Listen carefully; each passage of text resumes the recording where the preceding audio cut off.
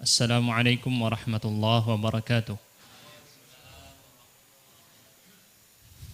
Alhamdulillahi rabbil alamin. Wabihi nasta'inu ala umurid dunya waddin. Wassalatu wassalamu ala nabiyyina Muhammadin wa ala alihi wa ashabihi ajma'in. Amma ba'd. Puji syukur kepada Allah Subhanahu wa taala. Kemudian salat beserta salam kepada Nabi Muhammad sallallahu alaihi wasallam beserta para keluarganya dan sahabat-sahabatnya serta siapapun yang mengikuti jejak langkah beliau hingga akhir zaman. Pada pertemuan kali ini saya dimintai untuk mengisi kajian menjelang berbuka di sini di Malang di Masjid Taubah.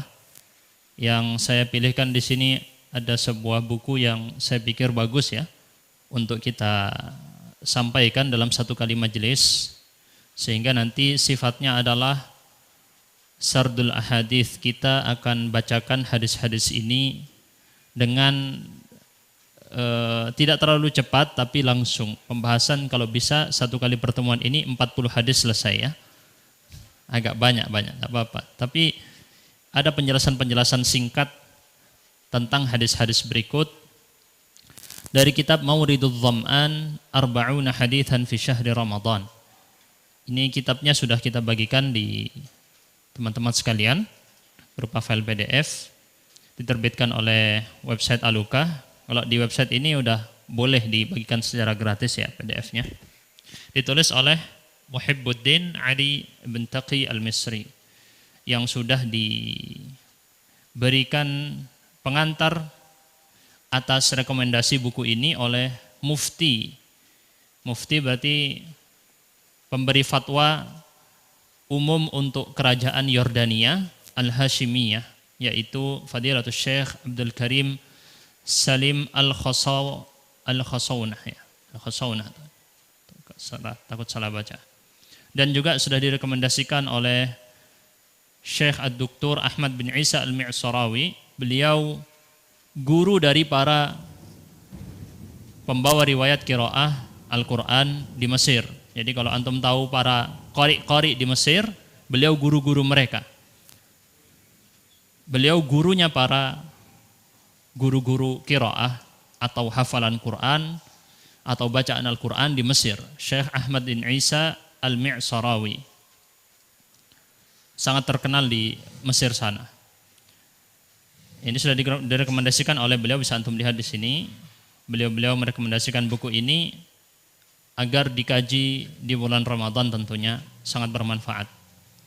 Di dalam pembukaan, pengarang mengatakan bahwa hadis-hadis ini seluruhnya 40 ini diambil dari Sahihain. Apa Sahihain itu? Sahih Bukhari dan Sahih Muslim. Dua kitab sahih hadis-hadis Nabi di sana, dan kecuali satu buah hadis, tetapi hadis tersebut walaupun tidak ada di Sahih Bukhari dan Sahih Muslim, dia juga hadis yang derajatnya sahih. Jelas ya? Dan mengarang kitab 40 hadis ini adalah kebiasaan para ulama sejak zaman dahulu. Di setiap abad selalu ramai dengan pengarangan kitab 40 buah hadis. Ya, ini sudah menjadi kebiasaan para ulama di masa lalu untuk mendekatkan, dalam rangka mendekatkan ilmu hadis kepada masyarakat umum. Sebagaimana dijelaskan di sini oleh Mufti kerajaan Yordania. Yordania ini tetangganya Palestina ya. Kalau di masa lalu masih masuk kategori Syam. Syam itu di dalamnya ada Palestina, ada Syria ya. Kemudian ada di antaranya juga ada Yordania atau bahasa Arabnya Al-Urduniyah, Al-Mamlakatul Urduniyah. Kerajaan Yordan. Di sini beliau mengatakan bahwa kebiasaan mengarang 40 hadis dikumpulkan tentang suatu masalah memang menjadi kebiasaan para ulama sejak dari zaman dahulu. Oleh karenanya antum sering mendengar istilah ini kajian Arba'in Nawawi. Arba'in 40 buah hadis yang mengarang Al-Imam An-Nawawi. Dan sebenarnya masih banyak sekali kitab-kitab yang judulnya juga Arba'in, yang mengumpulkan 40 buah hadis Rasul di satu tema tertentu atau temanya umum. Ini tujuannya karena masyarakat umum sulit untuk mengkaji satu Sahih Bukhari sekaligus, betul ya? Atau mengkaji satu Sahih Muslim sekaligus, atau mengkaji kitab-kitab yang khusus hadis-hadis hukum juga tidak mampu. Maka para ulama membuatkan buku-buku kecil agar masyarakat semua bisa mengkaji hadis-hadis Rasul sallallahu alaihi wasallam. Sebab hadis ini datang, sunnah Rasul itu datang menjelaskan Al-Qur'an. Tidak bisa dilepaskan. Al-Qur'an tidak menjelaskan bagaimana antum melakukan sholat, betul? Dijelaskan atau tidak? Cara takbiratul ihram segala macam? Tidak dijelaskan. Yang menjelaskan yang mana? Hadis-hadis Rasul. Al-Quran memerintahkan menunaikan zakat, bayar zakat, betul? Dijelaskan enggak cara membayar zakat, berapa yang dibayar, batasannya berapa? Enggak ada. Syarat-syarat ketentuannya enggak ada di Al-Quran. Siapa yang menjelaskan? Rasulullah SAW. Oleh karena itu, wahyu itu tidak hanya Al-Quran saja, tapi hadis datang menjelaskan Al-Quran. Jelas ya? Maka di sini penting sekali agar kajian-kajian keilmuan Islam terutama ya di masa sekarang baiknya banyak untuk menyampaikan hadis-hadis Rasul sallallahu alaihi wasallam. Ketika kita lihat kering majelis-majelis ini dari pembacaan hadis, maka majelis tadi kurang barokah ilmunya. Kering, tidak ada hadis-hadis disampaikan. Berbeda dengan majelis para ulama di masa lalu, satu kali duduk majelis bisa puluhan ayat, bisa puluhan hadis disampaikan. Ada barokah di situ. Dan ini sebagaimana perkataan para ulama, al-ilmu qala Allahu qala rasuluhu wa ma siwa dzaka waswasus syayatin. Ilmu itu yang diucapkan Allah, firman Allah, dan diucapkan Rasulullah, sabda Rasul, hadis. Selain itu adalah waswas syaitan. Selain itu adalah waswas syaitan. Ini perkataan Imam Syafi'i rahimahullah, dinisbatkan kepada beliau. Selain itu cuma logika-logika, pikiran-pikiran yang sebenarnya nilai kebenarannya masih tanda tanya. Benar enggak ini?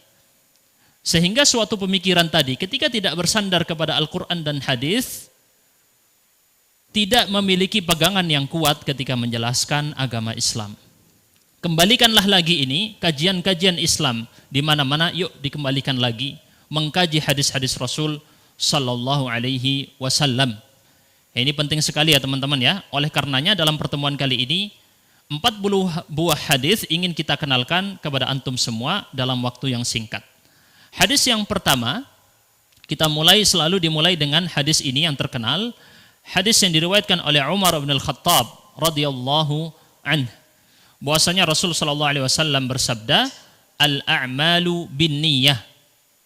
Amal perbuatan itu tergantung kepada niatnya, kehendak hatinya. Walikulli imri'im ma nawa, dan bagi setiap orang apa yang dia niatkan, dia mendapatkan hal tersebut. Faman kanat hijratuhu, barang siapa yang hijrahnya. Beliau kemudian Rasul memberikan contoh. Pertama memberikan kaedah al-a'malu binniyah. Kemudian memberikan konsekuensi. Kalau al-a'malu binniyah kaedahnya begitu, konsekuensinya adalah orang mendapatkan apa yang dia niatkan. Lalu beliau memberikan contoh. Ini diantara metode Rasul dalam mengajar atau mendidik. Pertama, menyebutkan kaedah. Kedua, menyebutkan konsekuensi atau apa dampak hukum yang diberikan. Yang terakhir kemudian beliau memberikan contohnya, faman kanat hijratuhu, barang siapa yang hijrahnya dia kepada Allah dan Rasulnya, maka hijrahnya adalah kepada Allah dan Rasulnya. Terulang ya, syaratnya hijrah kepada Allah dan Rasulnya, hasilnya sama, hijrahnya kepada Allah dan Rasulnya. Biasanya kalau syarat itu berbeda. Misal saya bilang, barang siapa yang makan, hasilnya adalah kenyang. Betul? Di sini berbunyi seakan-akan barang siapa yang makan, maka dia makan. Ya, tidak ada disebutkan di sini nilainya atau apa jawab syaratnya. Kalau di dalam ilmu nahwu, di sini jawab syaratnya terulang mengulangi fiil syaratnya. Fiil syaratnya di sini orang yang hijrahnya karena Allah dan Rasulnya, maka hijrahnya karena Allah dan Rasulnya. Terulang 2 kali. Tadi saya bilang kalau dalam syarat biasanya berbeda. Misal saya bilang barang siapa yang puasa Ramadan,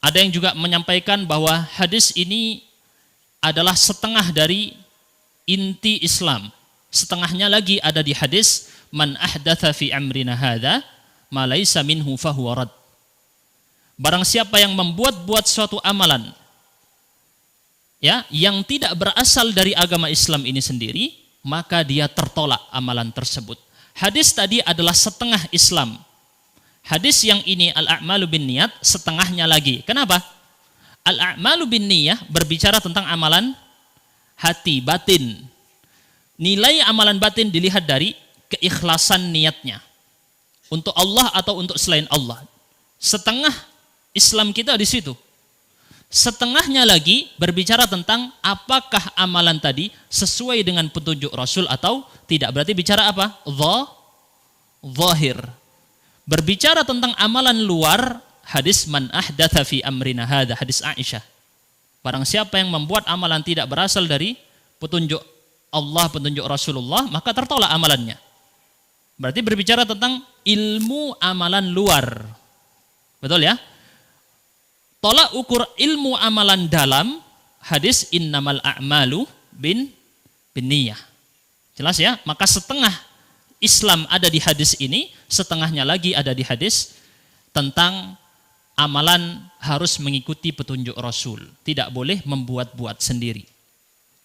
Kemudian kita masuk pada bab tentang fadail Ramadan. Keutamaan-keutamaan bulan Ramadan ada cukup banyak sekali. Dan misal antum disuruh menyampaikan kultum atau ceramah Jumat, cukup antum sampaikan 20 hadis dari 40 atau 40 semua antum sampaikan. Insya Allah itu bermanfaat. Iya, walaupun tidak antum jelaskan, cukup bacakan lalu artikan, bacakan lalu artikan. Manfaatnya sangat luar biasa. Sebab ya ini perkataan dari manusia terbaik sepanjang sejarah. Mau tidak mau pasti adalah perkataan yang sangat mulia, jauh lebih penting daripada karangan-karangan kita sendiri. Sampaikan ini dari Rasul sallallahu alaihi wasallam. Kita lanjut pada hadis pertama, berarti tadi bukan tergolong hadis pertama ya. Dari Abi Hurairah radhiyallahu anhu. Tadi sudah kita bilang bahwa semua ini diriwayatkan dalam Sahih Bukhari dan Sahih Muslim atau salah satunya, kecuali satu buah hadis nanti. Tapi dia hadis yang sahih juga. Jadi semua hadis ini adalah hadis yang valid. Rasul bersabda, cukup terkenal hadis ini, idza jaa Ramadan, apabila telah datang bulan Ramadan. Idza di sini maknanya syarat. Lagi-lagi syarat, ketemu syarat lagi ya di ilmu nahwu. Futtihat abwabu al-jannah, atau bukan syarat, maaf.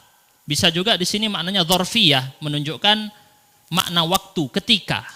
Bukan syarat ya, maaf. Apabila datang bulan Ramadan, telah terbuka pintu-pintu surga. Wa ghulliqat abwabun nar, tertutup pintu-pintu neraka. Wa suffidatis syayatin, dan terbelenggu syaitan-syaitan. Setan-setan terbelenggu. Terkenal ya hadis ini ya. Untuk penjelasannya bagaimana? Di dalam kitab yang lain atau penjelasan fatwa yang lain, hadis ini menjelaskan sebagian orang menafikan makna zahirnya. Makna zahir itu gimana? Enggak kok, kata mereka.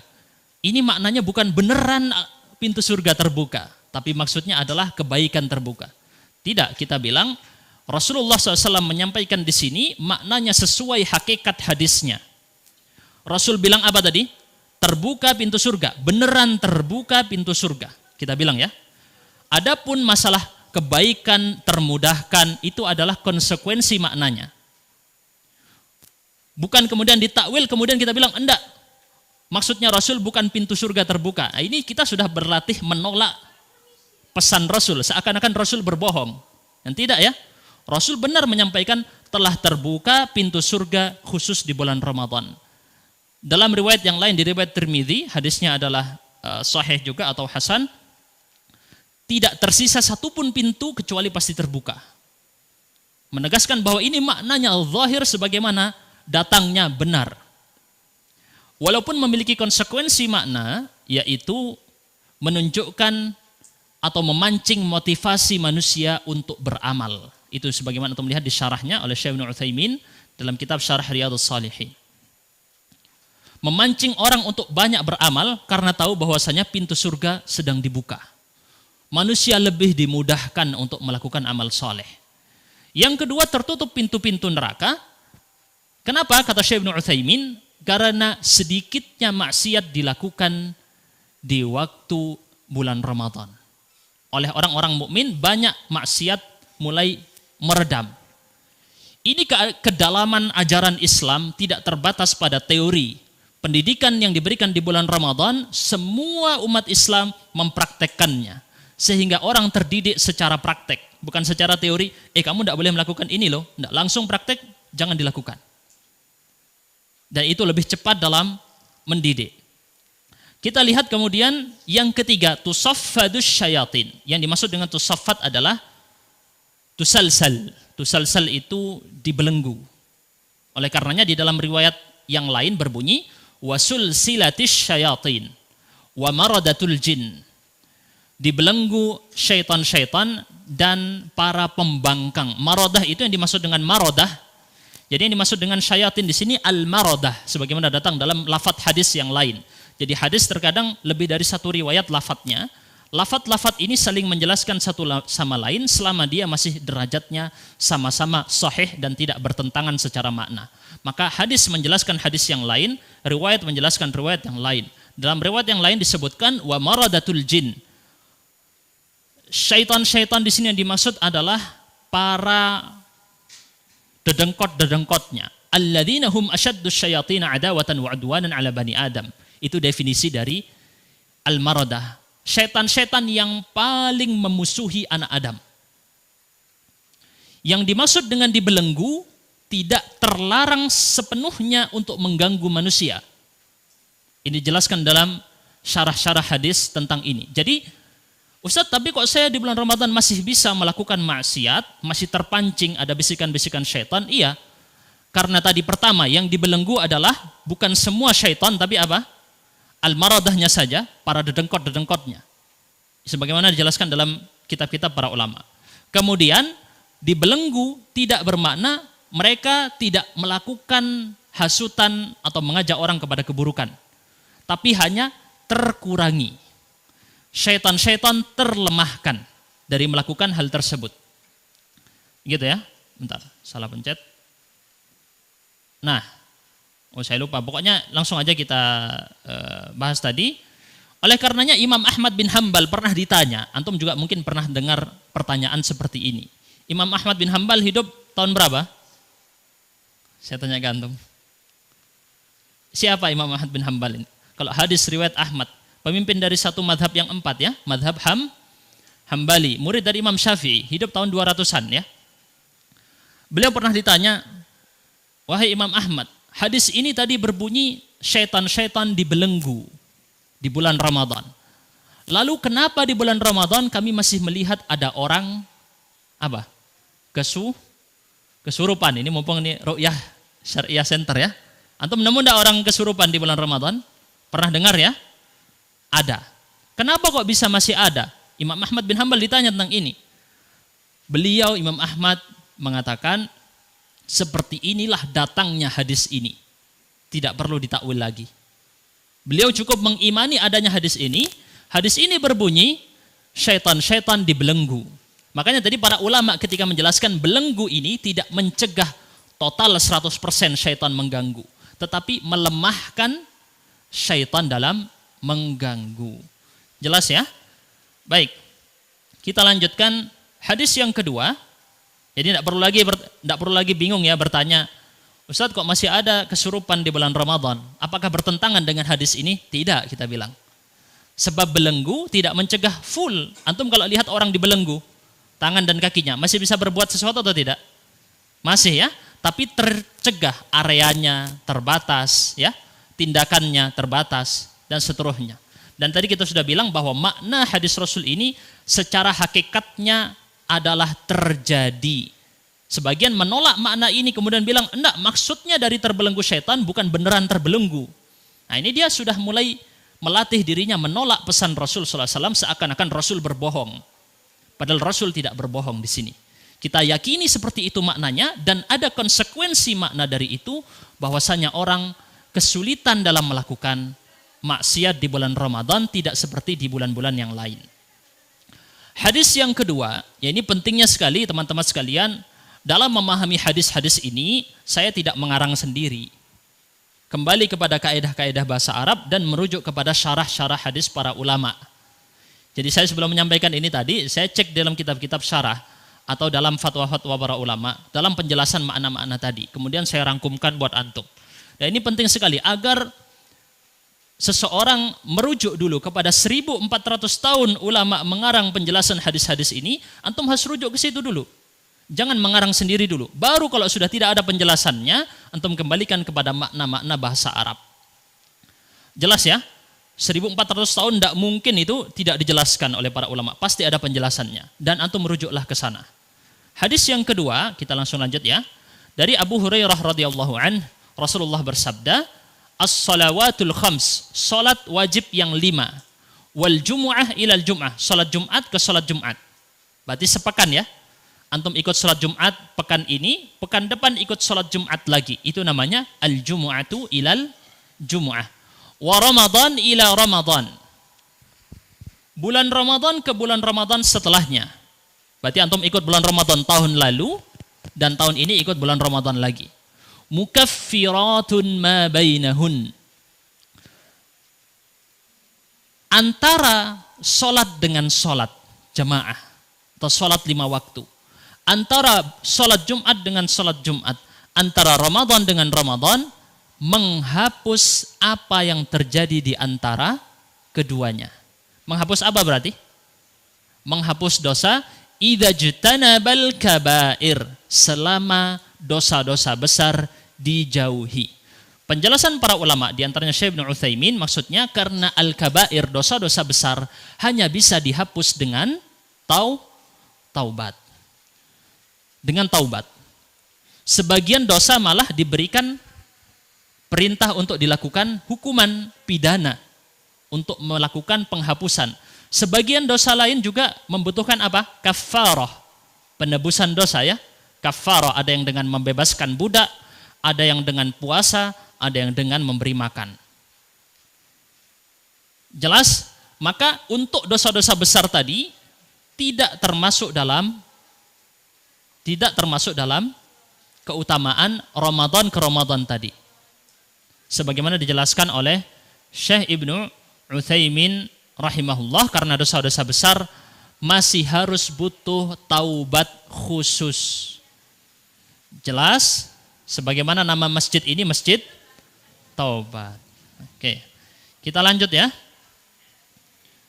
Hadis yang ketiga dari Ibnu Umar radhiyallahu anhuma, Rasulullah bersabda, "Bunyal Islamu ala khams." Islam dibangun di atas 5 hal. Syahadat alla ilaha illallah, tiada Tuhan yang patut disembah kecuali Allah, Muhammad Rasulullah, utusan Allah, wa iqamis shalah, yang kedua menegakkan salat, wa itaiz zakah, menunaikan zakat, lalu haji, lalu puasa Ramadan. Rukun Islam diantaranya ada puasa Ramadan. Kita lihat penjelasan Ibnu Rajab dalam kitab Jami'ul Ulum wal Hikam. Jami'ul Ulum wal Hikam adalah karya Ibnu Rajab. Ibnu Rajab hidup tahun berapa? 800-an Hijriah. Murid dari siapa? Ibnul Qayyim. Ibnul Qayyim murid dari siapa? Ibnu Taimiyah. Ibnu Rajab Al-Hambali, beliau adalah penjelas kitab Arba'in Nawawi dengan syarah, salah satu syarah terbaik. Antum tahu Arba'in Nawawi 40 hadis itu ya? Dijelaskan oleh Ibnu Rajab dengan kitabnya berjudul Jami'ul Ulum wal Hikam, menjelaskan 40 hadis tadi, 40-an ya, lalu beliau lengkapi. Nah, biasanya yang sekarang dibagikan atau dicetak di mana-mana sudah dilengkapi dengan tambahan hadis Ibnu Hajar sehingga total ada 50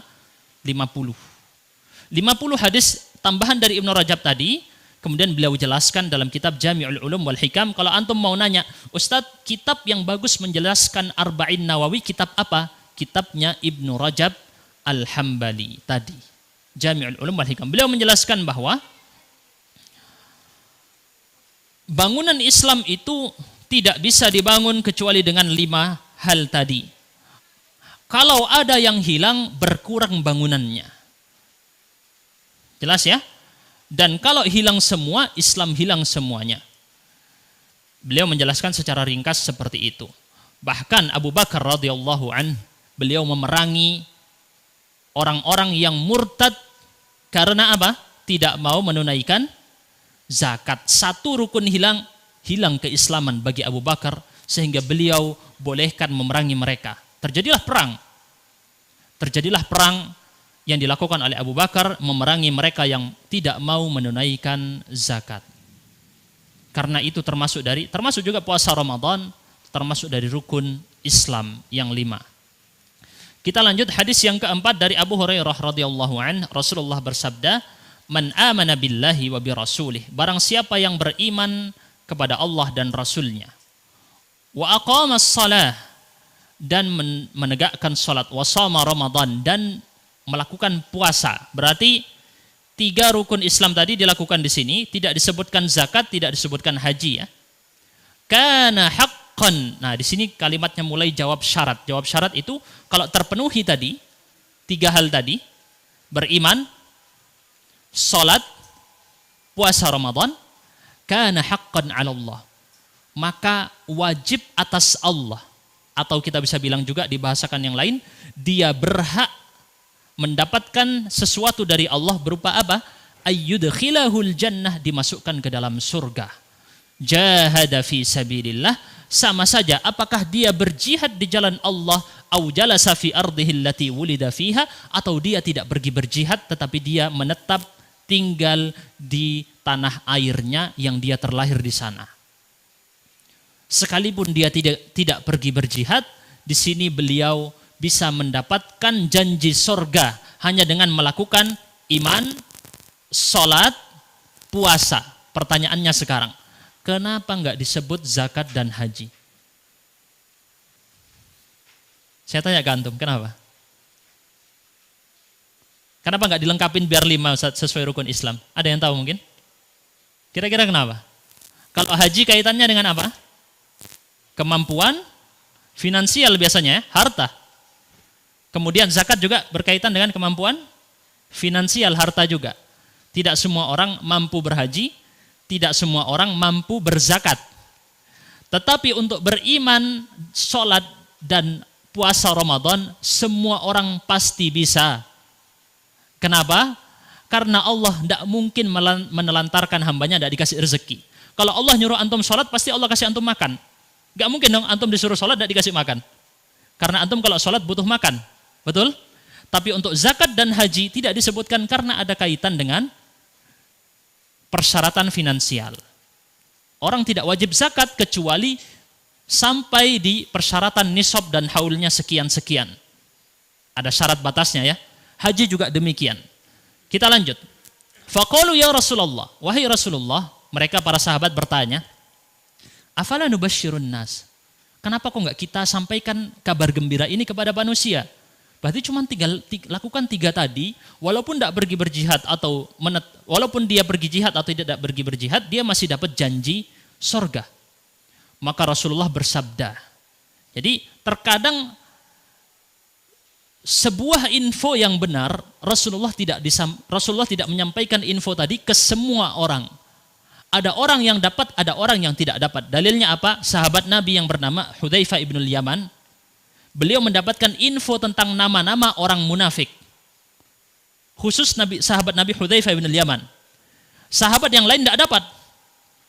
Bahkan Umar bin Khattab tidak dapat info ini. Berarti Rasulullah tahu taraf orang-orang tertentu, orang ini berhak mendapatkan info ini. Orang ini jangan dulu sementara. Antum juga tahu di dalam riwayat tentang hadis Mu'adz bin Jabal, tahu ya ketika pergi untuk berdakwah di Yaman, ada janji apa? Janji mendapatkan surga bagi orang yang mentauhidkan Allah, betul. Kenapa kok nggak disampaikan aja ke semua orang biar semuanya udah tahu bahwasanya dapat janji surga? Tidak khawatir orang-orang kemudian tidak beramal. Udahlah tenang, saya udah bertauhid, udahlah enggak usah melakukan amal perbuatan, enggak usah sholat tahajud, enggak usah puasa sunnah, enggak usah ini, karena sudah bertauhid. Ini diantara kedalaman ilmu Rasulullah, bahwasanya ilmu tadi ada orang-orang yang berhak menerimanya. Beliau mengatakan, inna fil jannati mi'ata darajah. Di dalam surga ada 100 tingkatan. Derajat itu tingkatan. A'addahallahu lil mujahidin. Kalau derajat itu teman-teman naik ke atas. Surga itu derajat, naik ke atas. Kalau neraka itu diriwayatkan darokat. Apa darokat? Tingkatan tapi ke bawah. Itu kalau neraka. A'addahallahu lil mujahidin fi sabilillah. Allah menyiapkan 100 derajat ini semuanya untuk para mujahidin yang berjihad di jalan Allah.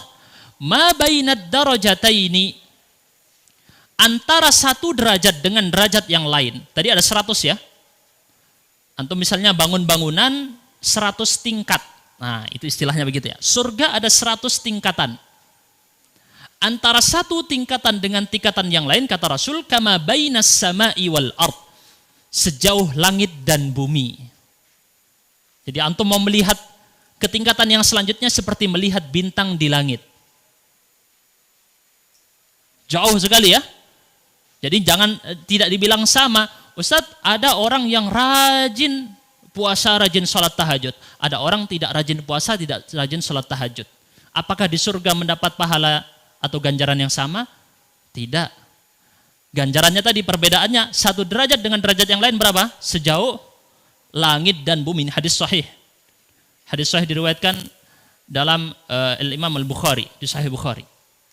Fa'idha sa'altumullah. Ini alasan kenapa Rasul tidak cukuplah udah sampaikan hadis ini, orang kemudian ya udah nyantai-nyantai aja pasti masuk surga. Ada amalan-amalan tambahan yang menaikkan derajat. Di antaranya amalan di sini disinggung adalah jihad fisabilillah. Jihad di jalan Allah bukan rukun Islam. Kalau orang tidak berjihad kemudian dia menjadi kafir, keluar dari Islam, tidak. Ini bantahan untuk kelompok-kelompok ekstrem tersebut ya. Jelas sekali. Jihad bukan dari rukun Islam, tetapi jihad tadi akan menambah derajat seseorang sampai tingkatan yang sangat tinggi. Kita lihat, fa'idha sa'altumullah, apabila kalian bertanya kepada Allah, bukan bertanya maksudnya di sini, maaf, meminta. Kalau kalian berdoa kepada Allah, fas'aluhul firdaus, kalau minta jangan nanggung, kata Rasul ya. Mintanya apa? Surga firdaus. Jangan minta surga yang bawah-bawah, minta surga paling tinggi, surga firdaus. Walaupun ya Allah aku tidak pantas ini, dosaku banyak. Tapi tetap suruh mintanya apa? Minta surga firdaus. Ya Allah aku sholat tahajud ngantuk terus, tidak bisa. Soalnya malam scroll HP sampai malam gitu ya. Scroll HP, jadi sulit bangun. Puasa sunnah tidak kuat. Tiap hari banyak makannya. Tetap antum diminta oleh Rasul apa? Minta doanya surga firdaus. Sebut itu dalam doa. Fa innahu awsatul jannah. Kata Rasul, karena surga firdaus adalah surga yang paling tengah. Wa a'lal jannah, dan surga paling tinggi. Urahu, aku dilihatkan, Rasul diperlihatkan, fauqahu arsyur rahman, di atas surga firdaus langsung arasnya Allah. Langsung arasnya Allah. Di antaranya di dalam hadis-hadis yang lain yang sahih, orang yang beriman yang masuk ke dalam surga, kenikmatan tertinggi mereka adalah melihat wajah Allah. Antum sekarang tidak bisa melihat Allah. Kenikmatan tertinggi antum akan melihat sosok yang selama ini antum ibadahi. Dan itu bisa dilihat sebagaimana dalam hadis Rasulullah SAW. Dalam ayat Al-Quran disebutkan, wujuhu yawma idhin nadhirah, rabbiha nadhirah. Wajah-wajah pada hari itu berseri-seri, kata Allah SWT dalam Al-Quran. Mereka melihat kepada Tuhan-Tuhan mereka. Nikmat tertinggi di surga nanti adalah melihat wajah Allah. Dan mereka yang tempatnya di surga firdaus paling dekat secara fisik pun paling dekat kepada Allah. Karena terletak di bawahnya arsy Allah.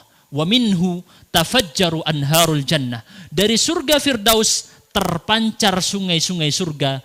Kalau yang lain dapat sungainya, yang surga firdaus dapat mata airnya.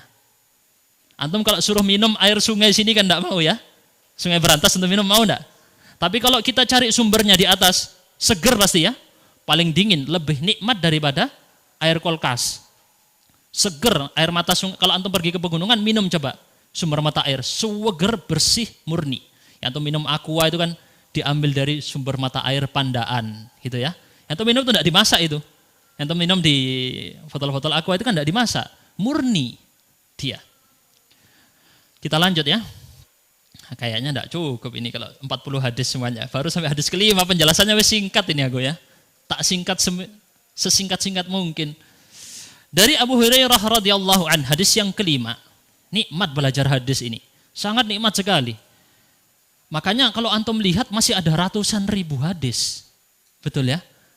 Makanya kalau sibuk ilmunya tidak membaca, antum misalnya ikut majelis ilmu. Di dalamnya kering dari hadis-hadis Nabi. Majelis ini sayang, eman banget. Masih ada ratusan ribu hadis belum dikaji. Eman. Majelis ilmu harusnya penuh dengan hadis-hadis Rasul. Sebab kalau saya lagi bacakan hadis Rasul ini seakan-akan antum bertemu dengan Rasul. Pas Rasul berbincang dengan para sahabat seakan-akan kita hadir di situ, betul ya? Betul. Dan setiap umat Islam pasti punya kerinduan yang sangat kepada Rasulullah. Rindu ini coba kita dekatkan dengan hadis-hadis tadi. Dari Abu Hurairah, beliau meriwayatkan seorang A'rabi ini Arab Badui. Arab Badui itu kayak gimana Ustadz? Berbeda dari orang desa biasa. Orang desa itu masih levelnya di atas Badui. Badui ini dia tinggalnya pindah-pindah, nomaden. Kalau ada air di sana, tinggal di sana. Airnya pindah di situ, pindah ke situ. Bawa gembalaan. Hidupnya dengan menggunakan alam.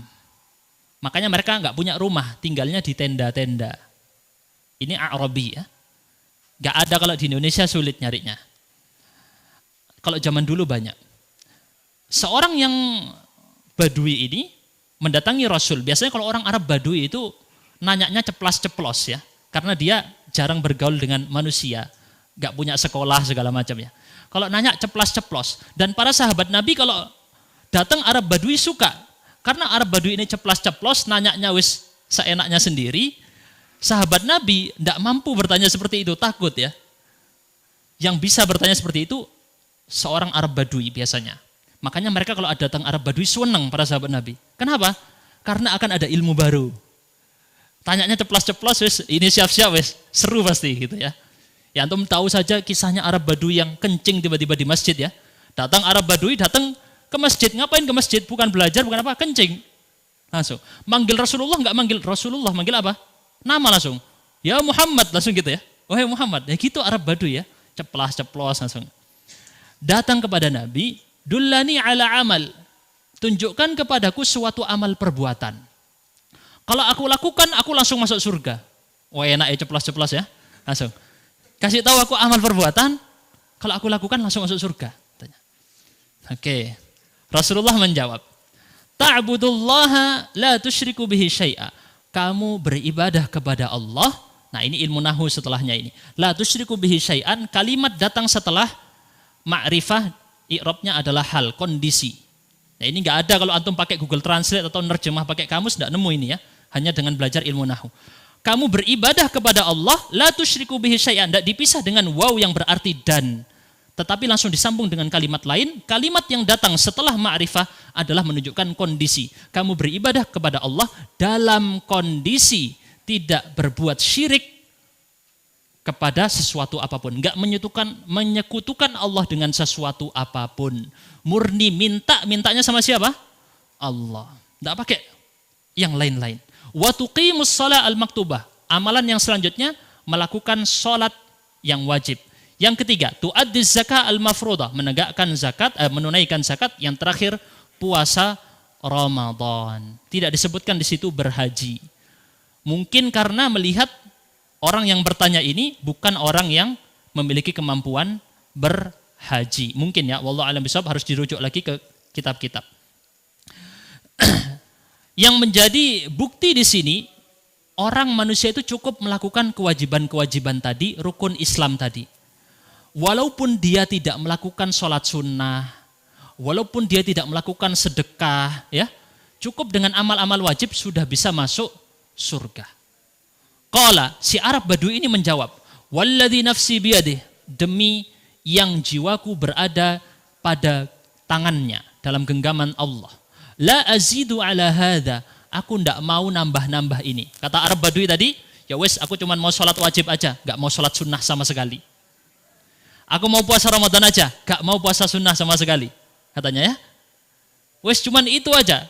Zakat Saya tidak mau bayar sedekah, infak 500 rupiah, 1000 rupiah, tidak mau. Maunya zakat yang wajib tok.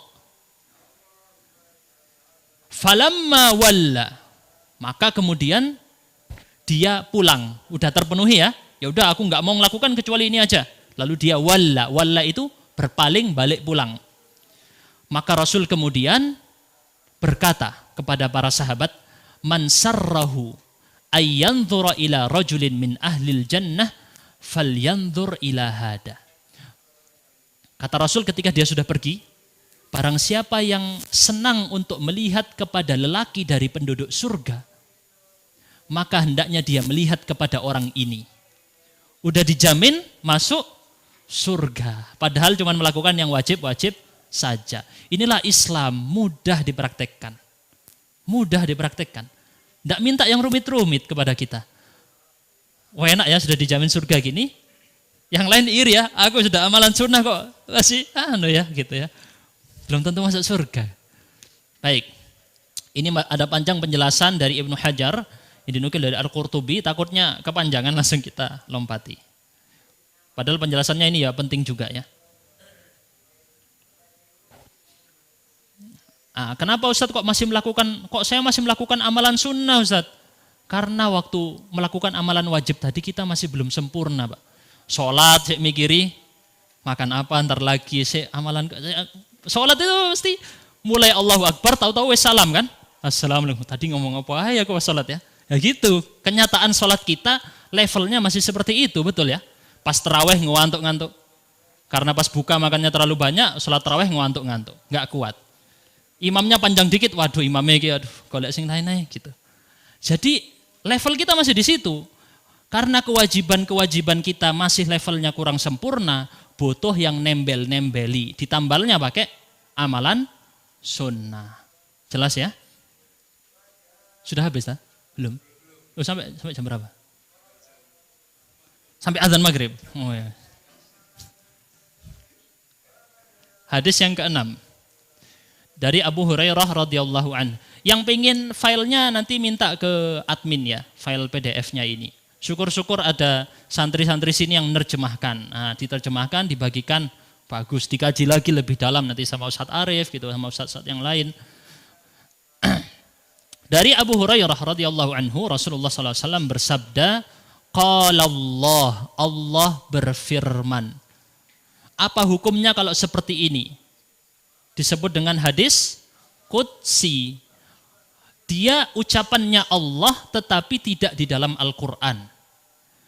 Kalau Al-Quran lafadznya langsung dari Allah, tapi kalau hadis qudsi lafadznya dari Nabi, dibahasakan ulang secara makna. Jelas ya? Oleh karenanya hadis qudsi tidak bisa dipakai sholat. Yang dipakai sholat cuman Al-Quran saja, walaupun sama-sama firman Allah. Kullu amal ibni Adam lahu illa siyam. Kata Allah Azza wa Jalla di sini, semua amal perbuatan anak Adam adalah milik dia, kecuali puasa. Fa innahu li, karena puasa adalah milikku. Wa ana ajzi bihi, aku yang berhak mengganjarnya. Kalau amalan yang lain biasanya sudah disebut ganjarannya sekian. Gitu ya, pernah dengar ya? Sholat berjamaah, berapa ganjarannya? Ada riwayat berbunyi 27 derajat, ada riwayat berbunyi 29 derajat, gitu ya. Ada riwayat berbunyi berapa? Ada beberapa riwayat. Sudah jelas ya pahalanya ya. Amalan yang lain ada jelas ganjarannya sekian. Dalam Al-Quran misalnya, barang siapa melakukan suatu amal perbuatan kebaikan, mendapat balasan sampai 10 kali lipat. Sedekah ada jelas ya. Di dalam Al-Quran sampai berapa kelipatannya? 700. Likulli simbulatim mi'atu habbah. Setiap tangkai ada 100 biji, berarti 700 kelipatannya. Khusus puasa dirahasiakan. Enggak disebut berapa. Karena itu kaitannya dengan Allah. Kalau antum lagi puasa yang menilai cuma Allah. Jadi orang puasa ini, kita sama-sama puasa ini ya, ganjarannya beda-beda. Fulan dengan fulan dengan fulan ganjarannya beda-beda. Tergantung amalan apa yang kita lakukan waktu puasa. Jelas? Berarti main di sini amalan hati. Main di sini amalan fisik. Wasiyamu junnah, dan puasa adalah junnah. Di situ ada catatan kaki, junnah artinya adalah biasanya perisai. Perisai. Kalau dalam peperangan pakai junnah. Wa idza kana yaumu shaumi ahadikum fala yarfuth. Kalau kalian sedang berpuasa, ya, jangan melakukan rafath. Apa itu rafath? Dalam Al-Qur'an disebutkan uhilla lakum lailatas siyamir rafathu ila nisaikum. Dihalalkan bagi kalian di malam puasa Ramadan apa? Ar-rafath kepada wanita-wanita kalian. Apa rafath berarti? Yang dimaksud? Jima. Rafath bisa bermakna jima, melakukan hubungan suami istri, atau kata-kata berkaitan dengan jima. Kata-kata yang itu adalah di sini kalau antum lihat di syarah biasanya kata kotor. Umum kata kotor apapun. Fala yarfuth. Larangan rafath ini juga ada ketika orang melakukan ihram, haji, umrah. Betul ya? Antum lihat di hadis yang lain. Wala yaskhab. Tidak boleh dia juga melakukan sakhab. Apa itu sakhab? Membentak. Terutama ketika tengkar. Mengangkat suara. Tapi kalau mengangkat suara karena ustadznya ceramah, tidak apa-apa itu ya. Misalnya ada khutbah Jumat ya. Ustadz, antum melanggar hadis ini. Kata-kata. Tidak. Fa in sabbahu ahadun aw qatalahu, kalau seseorang dari kalian sabbahu aw qatalahu, maksudnya ada orang ngajak antum tengkar atau mencela antum, nyerang antum dengan hinaan, kata-kata, mancing antum bertengkar, falyaqul inni mru'un shaim, katakan aku lagi puasa. Kemudian beliau membahas yang lain, walladzi nafsu Muhammadin biyadihi, demi zat yang jiwa Muhammad berada pada tangannya, pada genggamannya. La khulufu, khuluf pasti di sini. Khuluf artinya adalah mana di sini? Enggak disebutkan di poin nomor 5 ya. Yang dimaksud dengan khuluf adalah perubahan bau mulut seorang yang puasa dikarenakan berpuasa. Itu namanya khuluf, perubahan bau. Bau mulut orang yang puasa, yang para ulama jelaskan bau mulut ini bukan berasal dari sini, tapi karena perutnya kosong. Sehingga walaupun antum sikat gigi sampai odolnya habis, tetap aja mulutnya bau. Kenapa baunya dari sini? Seperti orang habis makan pete atau jengkol, mau sikat gigi sampai kayak gimana pun tetap bau ya. Baunya dari mana? Dari sini, dari perut. Atyabu indallah, lebih harum di sisi Allah dibandingkan bau kasturi. Janji Allah di sini ya. Bukan memotivasi antum agar mulutnya bau, tidak ya. Agar mulutnya bau, mulutku tidak usah tak sikat gitu ya. Tidak usah siwakan. Enggak, ini konsekuensi realita. Orang yang puasa mulutnya pasti bau. Antum mengurangi bau tadi memang dengan bersiwak, tapi tetap pasti bau. Sampai antum makan hilang baunya tadi. Lis-shaimi farhatan, bagi orang yang berpuasa ada 2 kebahagiaan. Yafrahuhuma, dia akan berbahagia dengannya. Pertama, idza aftara farih, ketika dia masih di dunia, waktu berbuka dia senang. Ya antum lagi puasa gini, makan pas nanti berbuka, wenaknya setengah mati, wenak pokoknya ya. Beda dari antum ketika kenyang. Inilah di antara makna kenapa Allah ciptakan lapar dan ciptakan kenyang. Kalau kenyang terus, antum kalau sudah kenyang enak nggak makan sesuatu? Nggak enak ya. Kenikmatan tadi terasa sangat nikmat ketika antum lagi lapar. Antum baru tahu rasa cinta dari seseorang ketika orang tadi hilang. Kalau lagi sama istri terus, nggak terasa hilang. Ini orang baru pas istrinya pergi atau misalnya meninggal baru, oh iya istriku kayak gini selama ini sama aku. Kerasa. Begitu juga nikmatnya makanan baru terasa ketika berbuka. Wa idza laqiya rabbahu fariha bisaumi. Kebahagiaan yang kedua nanti di akhirat dijanjikan oleh Allah ketika bertemu dengan Rabbnya, Tuhannya. Nyambung dengan perkataan tadi, apa? Puasa milik Allah, wa ana ajzi bihi, nyambung dengan yang tadi. Aku, kata Allah, yang akan membalasnya. Ada surprise, kejutan khusus untuk antum. Antum kalau dapat hadiah berupa kado gini ya, pasti penasaran pengen buka apa isinya. Nah, antum pahala puasa masih tanda tanya, tidak tahu apa isinya. Antum baru temui nanti ketika berjumpa dengan Allah. Lanjut ya. Baik, jelas.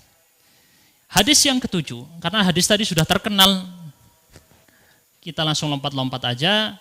Penjelasannya berikutnya, hadis Abu Hurairah, man shoma ramadhana, barang siapa yang berpuasa Ramadan, imanan, apa i'rabnya di ilmu nahwu? Ada yang tahu? Imanan, kok dibacanya imanan? Biasa diartikan apa? Bahasa Indonesia. Barang siapa yang puasa Ramadan, apa? Untuk. Karena. Ya, maf'ul li ajlih, i'rabnya maf'ul li ajlih, artinya diartikan li ajlil iman, karena landasan keimanan. Ini sehingga penerjemahan yang barusan saya praktekkan ini tidak ada, mau antum cari buku kamus manapun nggak ketemu. Nerjemah cara saya tadi ini adalah dengan ilmu nahwu di i'rab. I'rabnya apa? Maf'ul li ajlih, maka artinya li ajlil iman dan li ajlil ihtisab. Barang siapa yang berpuasa Ramadan karena keimanan dan karena ihtisab. Ihtisab artinya hitung-hitungan. Hisab, antum tahu hisab ya? Hisab kan ngitung. Ihtisab antum hitung-hitungan, ngarep pahala, ngarep ganjaran. Kalau puasa Ramadannya tadi tidak memenuhi imanan dan ihtisaban, tidak dapat ganjaran berikut. Ghufira lahu ma taqaddama min dzambih, ganjarannya diampuni baginya ma, lagi-lagi ketemu ma. Tadi apa ma di sini diartikan? Apapun, tapi i'rab nahwunya apa tadi? Mausul, artinya apapun. Kalau dalam ilmu usul fikih, ma di sini umum lafadznya, diampuni bagi dia apapun yang telah berlalu dari dosa-dosa tadi. Enggak cuma satu, enggak cuma dua. Apapun itu enggak disebut. Sering ketika Allah dan Rasulnya memotivasi orang untuk beramal, sering menggunakan lafadz yang umum ini tadi. Sehingga antum terbayang, waduh aku punya banyak dosa. Semua ini bisa diampuni dengan beramal puasa Ramadan. Walaupun nanti antum lihat syarah-syarahnya ada yang lebih rinci, yang dimaksud hanya dosa-dosa kecil, bukan termasuk dosa besar seperti yang tadi kita jelaskan. Dosa besar butuh tambahan apa? Taubat. Butuh tambahan taubat. Maka orang yang berpuasa tidak karena keimanan, banyak atau tidak? Banyak. Sungkan sama keluarganya. Keluarga puasa dia, kalau nggak puasa nggak enak. Banyak yang kayak gitu, banyak ya. Atau disuruh, tapi tidak karena keimanan, hanya karena di sekolahnya disuruh, wes ikut-ikutan aja. Atau orang non-muslim ikut puasa, dia belum punya keimanan, maka pahala puasanya tidak dihitung, karena syaratnya harus beriman. Kita lanjut ya. Nyambung dengan yang tadi, bentar. Yang barusan saya jelaskan sudah cukup, untuk di syarahnya sudah saya bahasakan ulang ke antum ya. Dari hadis yang ke-8 dari Sahal bin Sa'ad, riwayat Imam Bukhari dan Imam Muslim, lafadznya punya Bukhari. Inna fil jannati baban, Rasulullah bersabda sallallahu alaihi wasallam, sesungguhnya di dalam surga atau pada surga ada satu pintu. Yuqalu lahu Rayyan, namanya pintu Ar-Rayyan, namanya ya. Yadkhulu minhu shaimun, orang-orang yang berpuasa nanti masuk lewat situ. Orang-orang yang ahli puasa akan masuk lewat pintu Ar-Rayyan. Wis dijanjikan, ibarat antum pesen tiket ya, sudah pesen tiketnya, nanti masuk sini. Antum kalau pesen tiket kereta kan pesen gitu ya. Pesen tiket kereta, cek, oke nanti aku lewat pintu yang ini. Nah, orang yang ahli puasa sudah dipesankan tiket masuk pintu Ar-Rayyan. Yaumal qiyamah, pada hari kiamat, la yadkhulu minhu ahadun ghairuhum, yang bukan ahli puasa tidak boleh masuk. Cuman khusus pintu untuk orang ahli puasa. Yuqalu, dikatakan, ainas shaimun, mana orang-orang yang ahli berpuasa? Fayaqum, nanti di hari kiamat begitu ya, dipanggil. Mana orang-orang yang ahli berpuasa? Fayaqum, mereka kemudian berdiri. La yadkhulu minhu ahadun ghairum, mereka masuk ke dalam surga, selain dari ahli puasa tidak bisa masuk. Fa'idha dakhalu, kalau mereka sudah masuk ke dalam surga tadi, ughliqa, tertutup pintu ar-rayyan tadi, maka tidak ada satupun orang bisa masuk setelah mereka. Khusus cuman ahli puasa. Pertanyaannya sekarang, kapan seseorang dikategorikan ahli puasa? Kan gitu ya? Semuanya di sini berpuasa Ustaz, tapi apakah mereka terjanjikan dengan hadis tadi? Kita lihat penjelasannya oleh Al-Imam Al-Munawi dalam kitab Faidul Qadir, Syarah Al-Jami' As-Saghir. Beliau hidup sekitar tahun 900-an Hijriah. Yang dimaksud dengan as-shaimun, orang-orang yang banyak berpuasa. Ya? Mereka yang banyak melakukan puasa. La tatakassaru nufusuhum lima tahammalu masyaqqata adh-dhama' fi shaumihim khussu bibabin fi ar-rayyi wal amani min adh-dhama'i qabla tamakkunihim wa min thamma kana mukhtassan bihim. Ini salah-salah harokatnya ya. Banyak banget salahnya di sini. Wa min thamma itu bukan wa min thumma. Intinya yang dimaksud dengan as-shaimun adalah orang yang banyak berpuasa. Berarti di sini diartikan secara kuantitas. Kuantitas berarti nambahi puasa selain puasa wajib. Ini yang dimaksud dengan as-shaimun. Secara kuantitas menurut Imam Al-Munawi. Mungkin ada penjelasan ulama lain yang menilai secara kualitas. Ketika dia puasa, full. Dia totalitas. Soalnya ada yang puasa cuman bangun subuh, sholat subuh, tidur. Zuhur, tidur. Asar, tidur. Wes, puasanya seharian cuma dipakai tidur. Pertanyaan tanda tanya, nilai puasanya gimana? Apalagi jebol-jebol, sholatnya bolong-bolong. Atau ketika dia berpuasa sambil main gaplek. Aduh. Sambil berjudi. Sekarang judi gampang ya di HP. Orang gitu ya, main judi sana banyak. Aplikasi tertinggi di Play Store itu antum melihat itu diantaranya ada aplikasi judi itu. Ya masyarakat kita sekarang kegendrungan judi, antum sekarang tidak melihatnya. Antum melihat nanti kalau ada orang nongkrong-nongkrong gitu ya, kelihatan dia main-main kayak domino segala macam, itu main aplikasi judi. Yang sebenarnya oleh negara sudah dilarang. Tapi di negara kita masuk aplikasi tertinggi, teratas di Play Store. Bukti banyak yang download, banyak yang pakai, banyak yang top up keluar uang di situ. Sambil puasa, sambil melakukan yang lain, ya hilang status dia as-shaimun. Hakikatnya hilang. Oke, jam berapa ini? Oh, lama ya. Al-hadits at-tasi'. Hadis yang ke-9. Nyambung dengan hadis yang tadi, lafadznya cuma diubah satu. Di sini pakai qoma.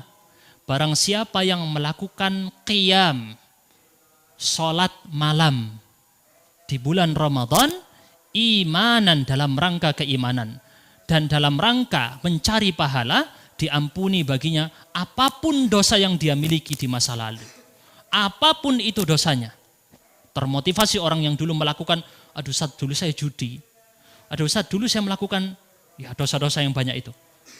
Dimotivasi apapun dosa kamu diampuni.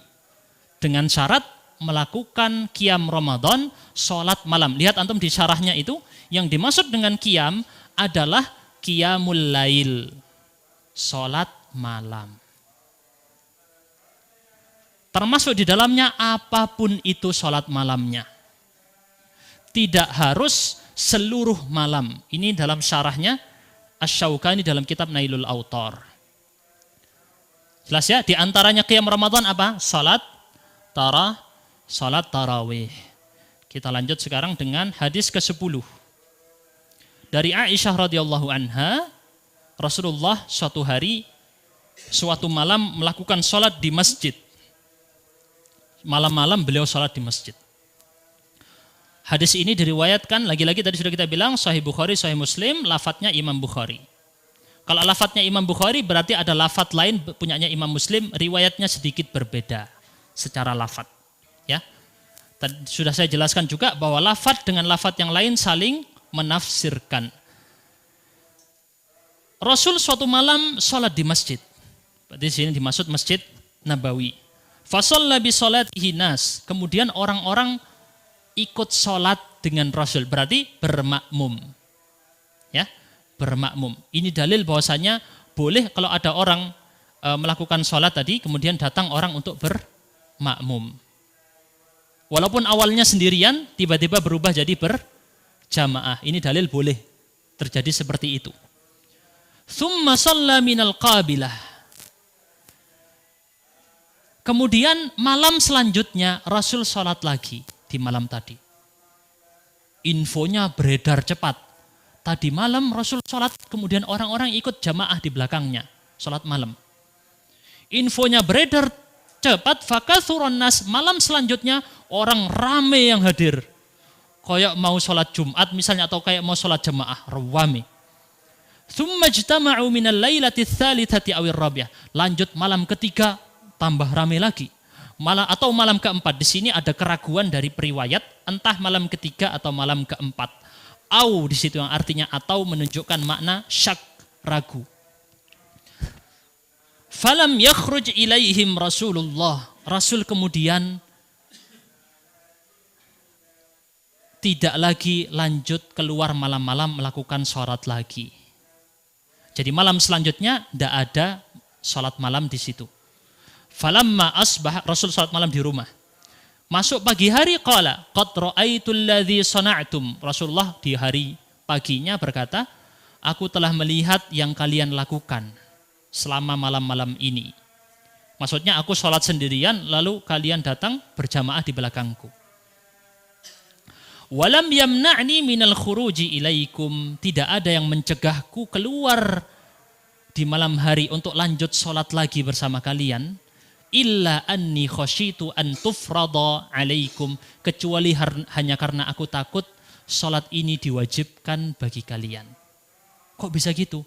Di masa itu wahyu masih turun.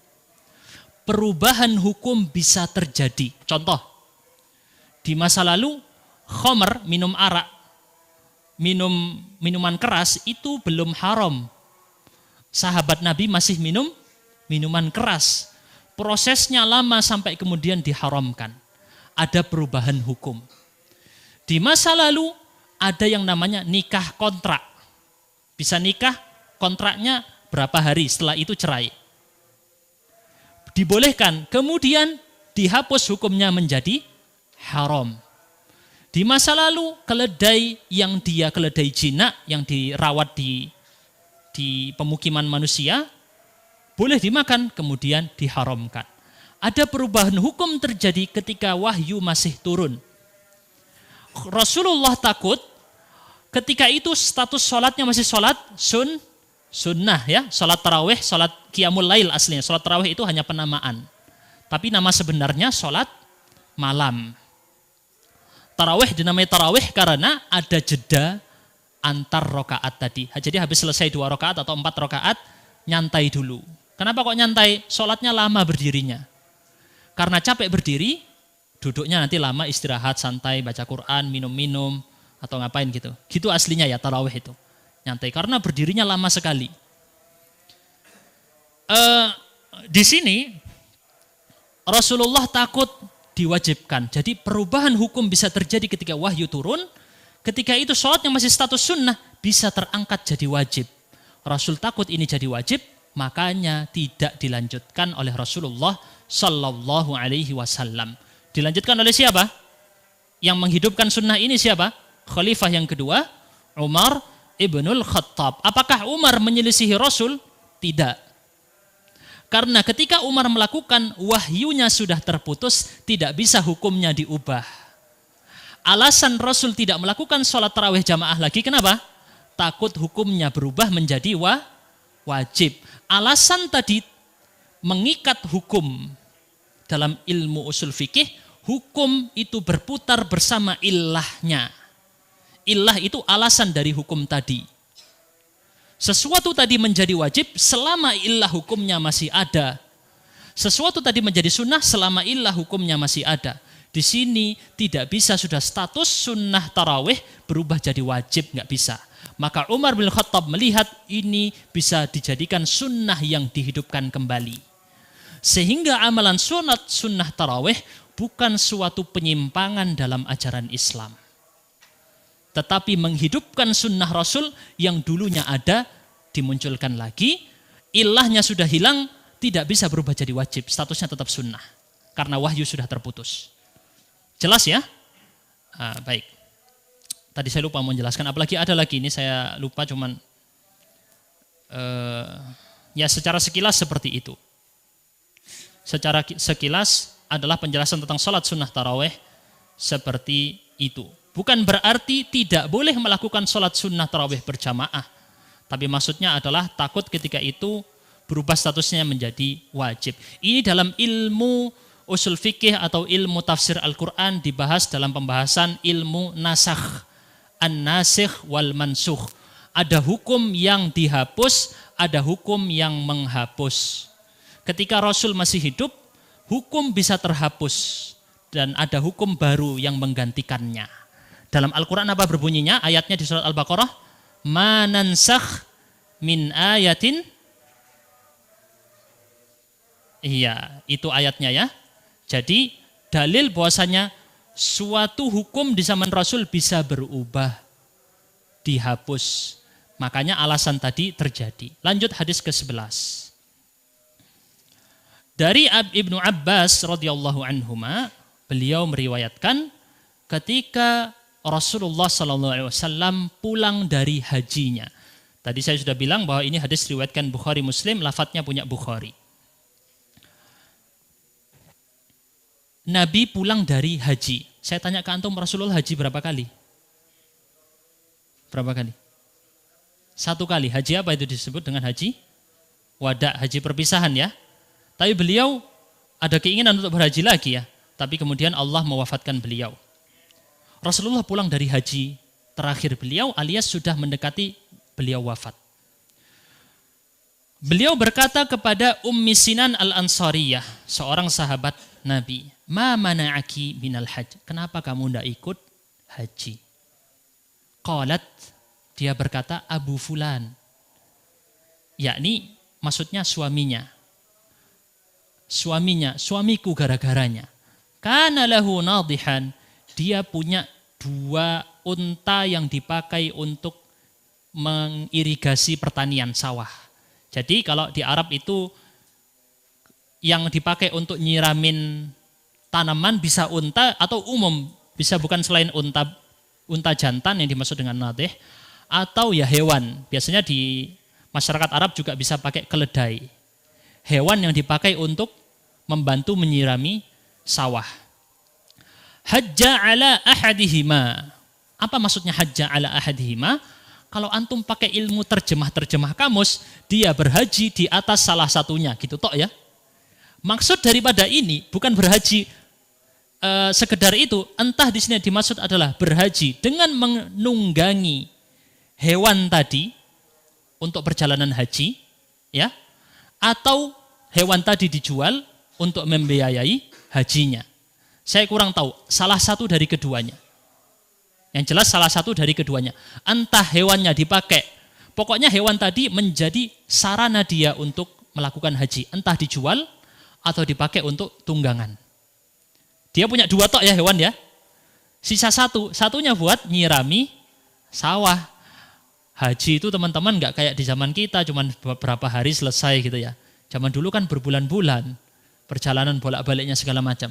Lah kalau sawahnya nggak disirami selama 1 bulan, lah rugi dia, nggak dapat penghasilan. Makanya 1 hewan harus disisakan buat menyirami sawahnya. Wal akharu yasqi ardan lana, katanya. Hewan yang lain dipakai untuk menyirami sawah ketika suami saya pergi haji. Maka Rasulullah bersabda kepada wanita ini, dikasih solusi. Solusi tercepat.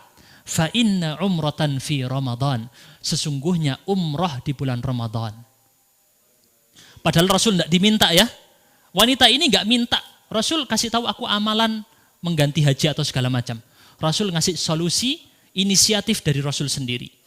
Fa inna umratan fi Ramadan. Umrah di bulan Ramadan taqdi hajatan, menggantikan haji. Au hajjatan ma'i, atau menggantikan haji bersamaku. Yang dimaksud haji bersamaku, nilai pahala dia tadi kan gak bisa ikut haji wada tadi ya. Ada ganjaran haji bersama Rasul, nilai pahalanya. Bagi yang umrah di bulan Ramadan. Di sini para ulama kemudian menjelaskan apakah kemudian orang yang umroh di bulan Ramadan udah nggak wajib lagi haji? Pertanyaan ya, karena lafadznya tadi taqdi, mengganti haji. Konteksnya apalagi berkaitan, sang sahabat Nabi tadi nggak sempat haji. Konteksnya kan nyambung ya, apakah kemudian umroh Ramadan mencukupkan orang udah nggak usah haji lagi, kamu sudah berstatus haji karena umroh di bulan Ramadan. Para ulama menjelaskan, Imam Nawawi menjelaskan dalam Syarah Sahih Muslim, yang dimaksud mengganti haji adalah mengganti pahalanya atau sama setara dengan pahala haji. La annaha ta'diluha fi kulli syai', tidak berarti umrah di bulan Ramadan setara di semua sisi dengan haji. Hanya sama dari sisi pahalanya saja.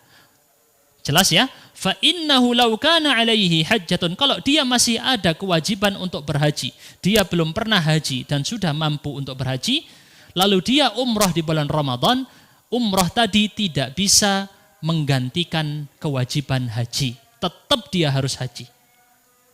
Jelas insyaallah? Baik. Kita lanjut. Babun fi tilawatil Qur'ani wal jud. Bab tentang membaca Al-Quran dan kedermawanan di bulan Ramadan. Udah hadis ke-12 ya. Maghrib 20 menit lagi. Oke. Dari Ibnu Abbas radhiyallahu anhuma. Rasulullah sallallahu alaihi wasallam, saya bilang gini bukan karena haus ya. Cuman ngasih tahu, takutnya antum bosan, capek. Tapi insya Allah hadis Rasul tidak membuat bosan ya. Ibnu Abbas radhiyallahu anhuma berkata, "Kana Rasulullah sallallahu alaihi wasallam ajwadan nas." Rasulullah itu adalah manusia yang paling dermawan. Bukti paling dermawannya Rasul antum baca di surat Al-Anfal. Ada yang namanya harta rampasan perang. Berapa persen buat Rasul? Berapa persen buat Rasul? Khumusahu ya? 1/5, betul. Coba cek di surat Al-Anfal. 1/5 harta rampasan perang itu kan aslinya buat Rasul. Ada nyampe ke rumah beliau? Saya tanya ke antum, ada nyampe ke rumah beliau? Beliau aja pernah berlangsung 1 bulan purnama. 1 bulan, kata Aisyah radhiyallahu anha, tapi rumahnya tidak pernah mengebulkan kompor asap. Gak pernah masak selama 1 bulan. Ya, antum coba bayangkan, antum praktekkan di keluarga antum ya, 1 bulan jangan masak. Tapi antum masih bisa beli GoFood, Gojek ya, beli di warung. Enggak. Pakai makanan yang dimasak. Rasulullah melakukan itu. Padahal beliau adalah orang yang sangat banyak hartanya. Enggak sampai ke rumah. Loman sekali, enggak sampai kesimpan mikirnya apa-apa. Langsung dikeluarkan di jalan Allah. Kita lihat buktinya. Wa kana ajwadu ma yakunu fi Ramadan hina yalqahu Jibril. Dan beliau paling dermawan ketika bulan Ramadan. Ya, paling dermawan ketika bulan Ramadan. Ketika bulan Ramadan Rasul bertemu dengan Jibril. Wa kana yalqahu fi kulli lailatin min Ramadan fayudarisuhul Qur'an. Setiap malam Rasulullah mengambil ilmu Al-Quran setiap malam bulan Ramadan kepada Jibril. Mudarosah, belajar Al-Quran. Secara lafaz dan secara makna. Mudarosah di sini. Rasulullah langsung belajar kepada Jibril. Setiap Ramadan lah teman-teman. Ramadan lagi, Rasul melakukan hal itu lagi kan ya. Setiap Ramadan, langkah kita juga meneladani Rasul. Setiap malam ngapain? Buka HP, Instagram, TikTok, sampai malam buka YouTube, tidak habis-habis. Bukan. Ikut cara Rasul, apa Rasul lakukan di malam hari? Mudarasah Al-Quran, mempelajari Al-Quran. Bukan sekedar membaca loh ya. Saya ingat catatan baik ini ya. Antum jangan bukan sekedar membaca. Misal saya kirim ke antum artikel bahasa Inggris, antum tidak tahu artinya, ada manfaatnya atau tidak? Kurang bermanfaat ya. Antum baca artikel, bahasa Inggris, tidak tahu pesannya apa. Begitu juga Al-Quran, maksud dari Al-Quran diturunkan untuk kita pahami, lalu dipraktekkan. Jadi jangan cuma dibaca doang, alhamdulillah Ustaz khatam Ustaz. Ya minimal ada dipahami sedikit-sedikit sebagiannya. Setiap malam kalau bisa ada mempelajari makna-makna dari yang antum baca. Fala Rasulullah sallallahu alaihi wasallam, lam di situ i'rabnya apa? Ada yang tahu ilmu nahwu? Apa lamnya di situ? Lam taukid, penegasan, atau lam ibtida. Lam sebelum mubtada memberikan makna penegasan. Penegasan dibutuhkan tadi yang ikut kajian Ajurumiyah ya. Kapan penegasan dibutuhkan? Ketika lawan bicara ragu atau ingkar. Mungkin ada orang ragu. Ibnu Abbas cerita Rasulullah itu paling dermawan di bulan Ramadan. Paling dermawan. Rasulullah paling dermawan sehari-harinya. Tapi bulan Ramadan lebih dermawan dari biasanya. Itu kata Ibnu Abbas. Orang kan ya anggap sepele gitu ya. Ibnu Abbas tegaskan lagi dengan lam taukid, sungguh beneran Rasulullah ajwadu bil khair, paling dermawan dengan harta. Minar rihil mursalah, dibandingkan angin yang lepas. Ngasih harta langsung lebih lepas dari angin. Kalau kita kan masih, kalau mau keluarkan uang kan set dulu kan, ada 100.000, ada 5.000, yang masuk 5.000 aja kan, jangan yang 100 kan gitu. Rasulullah langsung lebih lepas dari angin dalam memberi, lebih lepas dari langsung set gitu. Jelas ya? Baik, makanya ini motivasi buat kita semua. Biasanya hari-hari biasa sedekahnya sebulan sekian, bulan Ramadan lebihkan. Karena sedekah ini adalah harta kita yang sesungguhnya di akhirat. Harta kita yang sesungguhnya bukan yang antum simpan di bank. Bukan rumah antum dan harta di bank itu nanti antum wariskan. Antum capek-capek nyari uang sekian miliar, sekian tahun, dipakai bangun rumah sekian miliar, cuman tinggal di situ 10 tahun atau 5 tahun, ternyata meninggal. Siapa yang menikmati? Anak waris, cucu. Beda dengan sedekah. Antum yang pakai nanti itu yang sedekah itu tadi. Yang antum infakkan di jalan Allah itu harta yang sesungguhnya. Kita lanjut ya. Bab tentang 10 hari terakhir bulan Ramadan. Enggak apa-apa, siap-siap walaupun belum 10 hari terakhir ya. An Aisyah radhiyallahu anha, dari Aisyah. Kana Nabi sallallahu alaihi wasallam, dahulu Nabi, idza dakhala al-ashr, kalau beliau memasuki atau ketika 10 hari bulan Ramadan telah masuk, syadda mi'zarahu, beliau kencangkan apa mi'zar? Sarung. Ya, izar, mi'zar, sarung beliau dikencangkan.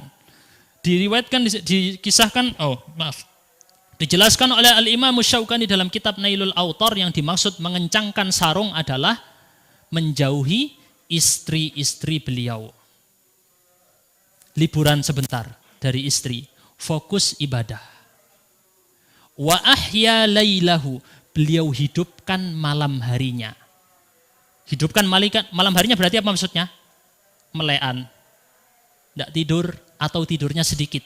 Wa aiqadha ahlahu, beliau bangunkan keluarga beliau, istri-istri, anak-anak dibangunkan, suruh menghidupkan malam hari, terutama di 10 hari terakhir bulan Ramadan. Fokus untuk ibadah. Apapun yang bisa memalingkan dari ibadah, mulai ditinggalkan. HP mengganggu, HP-nya gak tak belikan kuota dulu nih, tapi sulit juga ya. HP-nya dimatikan, nanti paling dipakai jam-jam tertentu, pas lagi i'tikaf. Fokus, karena ketika i'tikaf itu tujuannya antum berdua-duaan hanya dengan Allah. Kasih waktu antum 1 tahun ini sibuk dengan dunia, betul ya? Allah cuma minta cobalah 10 hari, cuman antum dengan Allah. Ngaji Al-Quran. Cari antum gimana nangis waktu bulan Ramadan. Cari gimana antum berkomunikasi waktu sholat. Ada komunikasi. Doa benar-benar minta, ya Allah aku minta ini. Mintanya jangan perkara dunia tok, akhiratnya mana?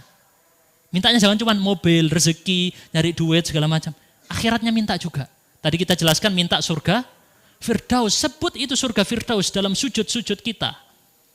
Antum kalau lagi sholat tarawih, imamnya kadang sujudnya lama ya. Itu maksudnya apa? Suruh doa antum. Doa, nggak sujud aduh suwene ketiduran. Mikir doa, antum disuruh doa yang banyak waktu sujud itu.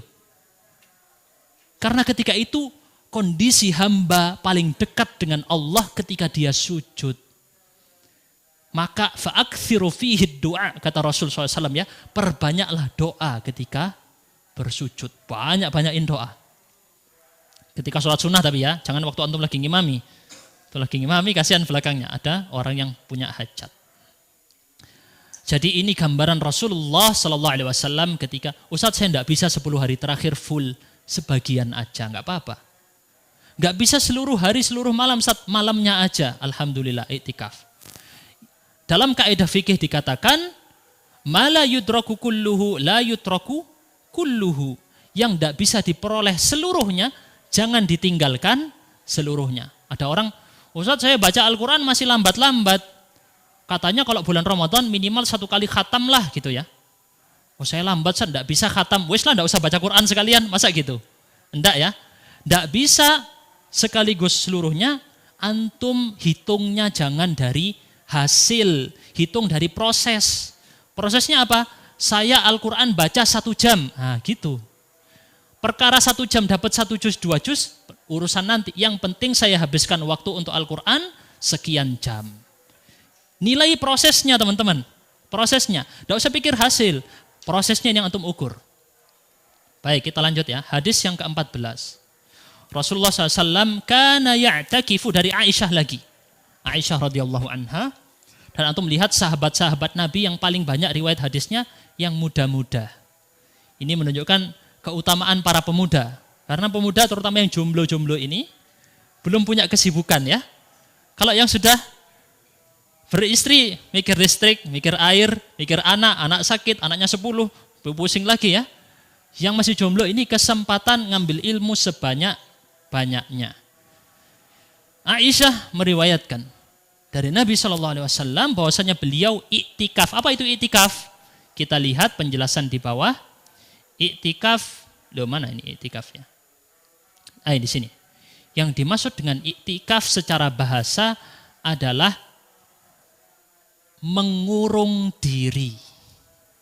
Habsun nafsi alaihi.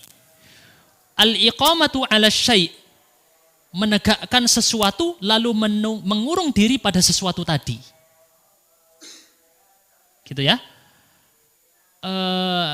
Saya kok lupa ada. Jadi misal dia iktikaf di situ. Dalam Al-Quran misalnya contohnya wa antum akifuna fil masajid, dan kamu akif. Akif berarti antum berada di masjid lalu mengurung diri antum di masjid tadi.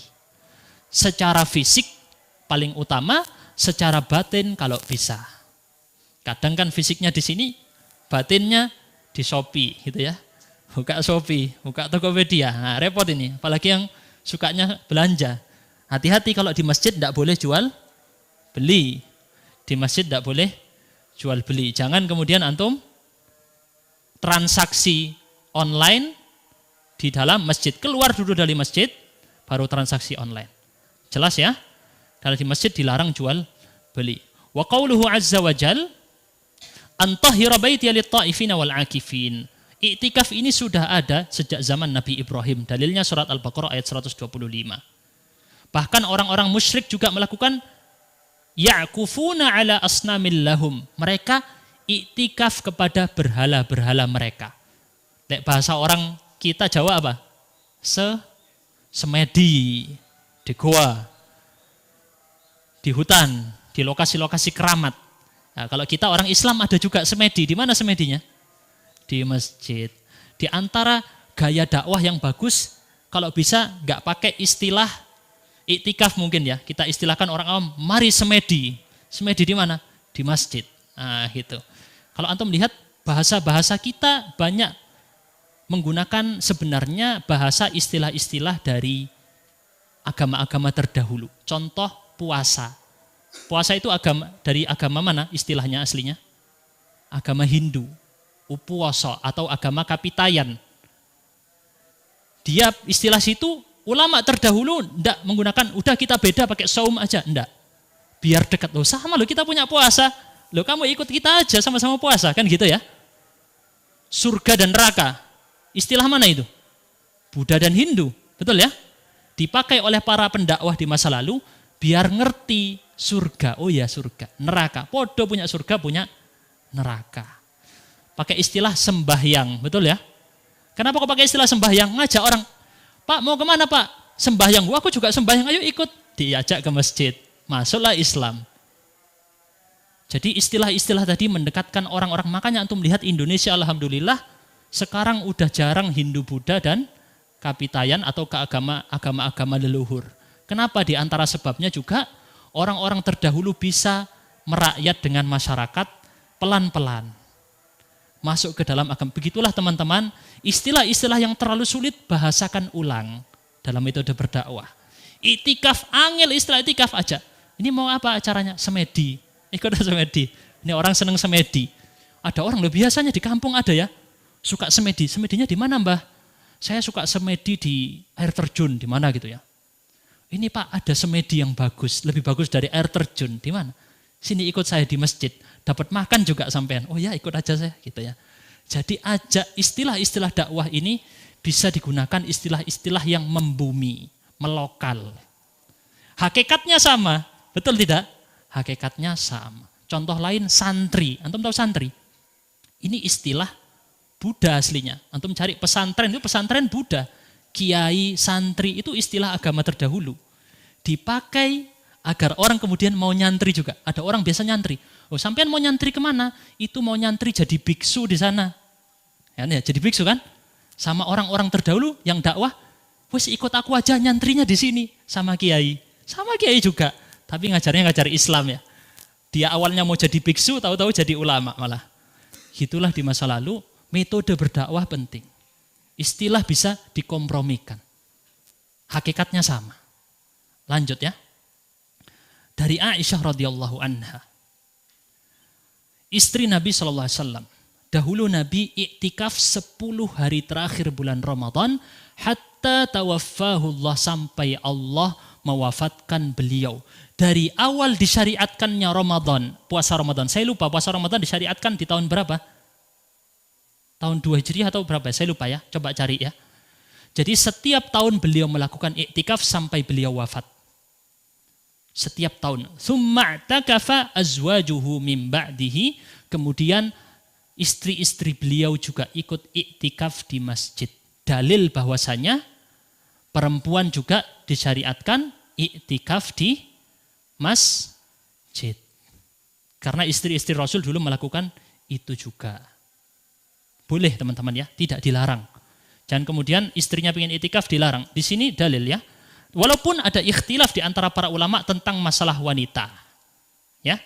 Masalah wanita. Tetapi Imam Nawawi mengatakan hadis ini dalil atas sahnya iktikaf wanita. Karena Rasul mengizinkan bagi para wanita untuk iktikaf di masjid. Boleh. Dan iktikaf tadi sudah kita pelajari, mengurung diri. Gitu ya.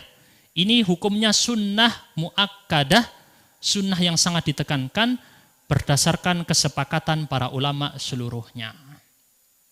Dalam hadis yang lain, Rasulullah ya'takifu fi kulli Ramadan 10 ayyam. 10 hari terakhir selalu iktikaf.